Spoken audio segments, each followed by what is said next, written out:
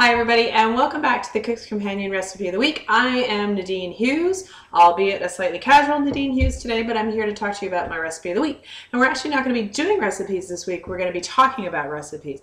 And more specifically, we're going to be talking about some of the fresh herbs, summer herbs particularly, that you can put into your recipes to perhaps boost up your flavor of your summer cooking, make it so much easier, more flavorful, reduce the fat, and hopefully get you back outside. Now, I have spent the day playing tennis this morning. I'm very lucky. I'm up here at the cottage and I played tennis.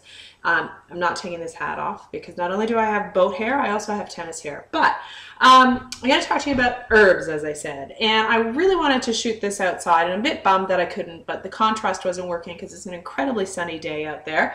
And I just couldn't get it going. But out on my balcony, I'm in cottage country, as I said, but out on my balcony, I've got a whole bunch of pots, ranging from little pots to big pots, that are packed full of herbs and tomatoes and peppers and wonderful things like that as well, leeks and onions. And container gardening is so easy to do. You can do it anywhere. Now with container gardening, you have to water a little bit more, particularly if you've got terracotta pots, because that absorbs a lot of that water, and the sun's beating down on it and the soil dries out much quicker. So you do have to pay a little bit more attention to watering, particularly these past Southern Ontario summer weeks that we've had, which has been fabulous.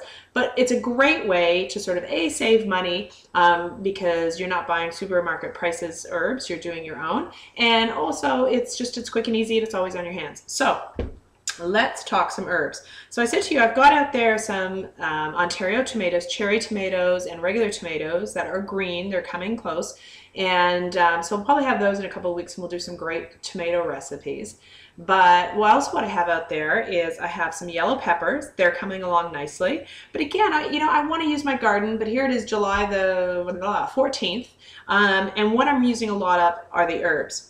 And some people, when you go to the grocery store and you look at all those different green little packets of things, you're not quite sure how to use them, when to use them in the cooking process, but it's really quite simple. So we're going to start with some of the basic ones that you probably, you might even have them wild in your backyard garden, even in the suburban gardens.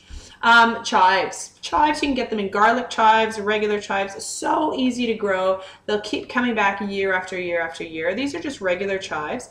And I swear, if you're cooking anything and you don't know what to put in it, just whack some chives in. It's going to add that little bit more of an oniony flavor. Oniony, can I say that? More onion flavor.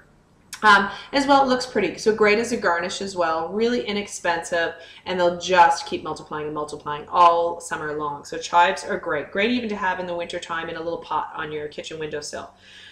Stepping up from the chives, I am growing these right straight from the garden with the dirt on them still, against my white top, you can see that, are baby leeks. And they may not look like much. They may look like little tiny green onions. Well, they're sort of that.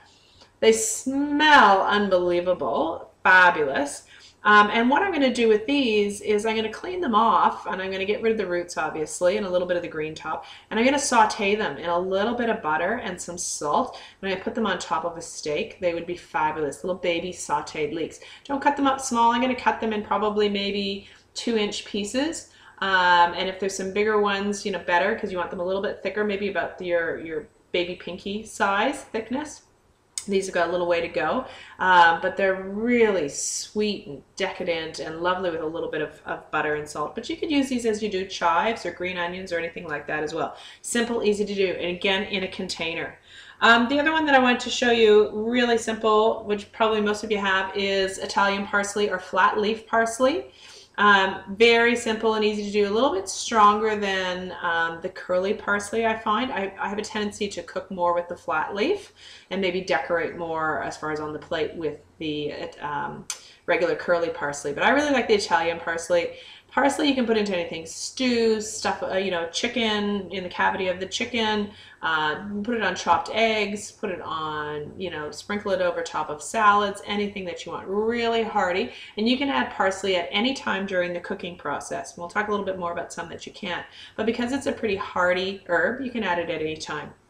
So parsley, not to be confused with probably my favorite herb of all time is coriander, or cilantro. You might see it as favorite smell. I could sit here and smell all day long, the coriander. But the difference between the coriander and the parsley, you might be able to see, this is a bit fluffier of a leaf, okay, more jagged on the leaves as well, whereas the flat leaf parsley is pretty defined. I know you can't really see it, I'm sorry, but you can probably just tell from the two heads that way that I've picked. So coriander, a great Asian herb and spice, and anything Asian I put this on. I had a chickpea curry last night, and I went out in the garden, I grabbed some of this, I threw it on the top with a little bit of actually thick yogurt, and it totally transformed the taste of the curry that I was having last night. Great in eggs, beautiful in eggs, whether it be hard-boiled, you know, deviled eggs, which are making a comeback. All that's old is new again. So deviled eggs, or even on scrambled eggs, I love them as well. So really, really delicate herb. You'd want to add this just as a seasoning at the end, as a flavor enhancement at the end, okay? So that's the coriander. Another great sort of leafy herb is sage. Now, I don't use a lot of sage in the summertime, but I certainly use it in the wintertime, particularly in stews, soups, sauces, and roasting chicken. Sage is really great for that. But what I like about sage, and if you know me, you won't be surprised, is I actually like to muddle it with things like gin and vodka. Muddle it in a whether it's a cocktail shaker or something like that, and then strain it into a glass and add my whatever toppings, maybe a lemon soda or something, and it really imparts a beautiful almost heady fragrance into your cocktail. So start to, you know, put these different herbs in cocktails, and you'll be really surprised about the flavors that come out. So that's sage. The other one, as far as hardiness, is rosemary, and rosemary is great. First of all, very sturdy stalk, so you're going to want to take the leaves off of the stalk, and it's really simple and easy to do. You just run your hand and peel it right off.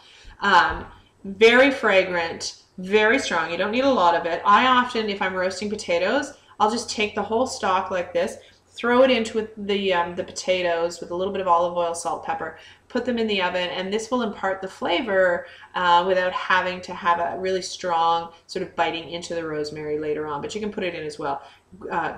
Goes great with like Greek dishes, really well with olives and orange sections, and wonderful with lamb. Actually, if you sign up for my recipe of the week on my website, which is www.thecookscompanion.ca, you'll see it down here, you can sign up for my free recipe of the week, and I'm going to give you some of these recipes to use with all of these herbs. And lamb skewers, using the rosemary as a skewer but also as a flavoring, is one of them, and it's really nice on the barbecue. Great as an appetizer, just anything on a stick people like in the summertime, or also as a main course. So that's rosemary. The other one, probably well used, is basil. I grow tons and tons of basil. One, again, I use it in my cocktails. Theme, but I use it in my cocktails, muddle it with a little bit of cucumber and some vodka. I think I gave you that recipe maybe a couple of months ago anyways, but you should be able to see it in the on the side with where all my other video recipes are. But I love basil, very delicate. You want to add, again, this towards the end of the cooking process. You can put some in, let's say you're making a tomato stock, you can put some in, but the leaves are going to get really soggy. So what I like to do is at the end, again, sprinkle it on top or add it at the very end of the cooking process. So basil or basil, depending on where you come from, wonderful on top of, just shredded on top of pizzas, on top of prosciutto. If you're doing a little bit of, let's say, some fresh pasta with some fresh tomatoes that hopefully will be coming soon, and then a little bit of this in olive oil, it's beautiful. In that same sort of family, particularly when you're sort of thinking Italian, is oregano as well. So oregano, these little tiny leaves, again, you don't want to eat the stalk, you just want to sort of strip them off again, and it's really simple and easy to do. You just pull them off and you've got them.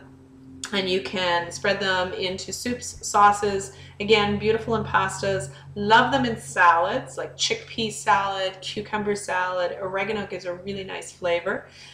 Greek salad in particular, you always have to have lots of lemon and lots of oregano, so it's great to have. You can choose to use the herb leaves whole, or you can chop them up as well. So again, really simple and easy to do. And all of these are in my container.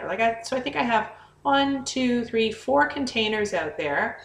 Tomato plants in the middle, and then a lot of herbs around the bottom. So really, you can do it anywhere. As long as you've got a little bit of sun and a watering can, you can grow an absolute summer bounty with all of these and really impart some flavor into your cooking without adding a lot of oils and salts and additives that you particularly might get in some packaged foods that you might not want. So I'm going to give you a couple of recipes. Again, you're going to have to go to thecookscompanion.ca to sign up for my free recipe of the week, of which you'll get this video, but then you get all the recipes as well. So I'm going to give you a beautiful arugula and tomato crostini.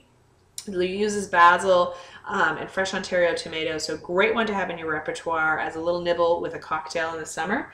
I'm going to give you the lamb and rosemary skewer one. Really simple, yummy, great for the barbecue. A baked pickerel with some parsley and some tarragon. There's some wonderful Lake Erie pickerel out there if you're in Ontario. Try to get fresh Lake Erie pickerel, and then you just bake it very simply with a little bit of white wine and some of these fresh herbs as well. And then I'm going to show you or give you the tomato and thyme roasted chicken. Which thyme I didn't talk about. No time for thyme, but lots of thyme anyways. Thyme is great as well. Strip it off, use the leaves, a little bit hardier, you can use that in the cooking process, but a great roast chicken recipe with that. So I have taken over 10 minutes of your time now. I truly appreciate you watching and listening. And listen, if you've got any questions or you need some more recipes with these great herbs, just send me an email. And the easiest way to do that is at thecookscompanion@simpatico.ca. And I'm going to see you next week. Don't know what I'm going to be cooking up, but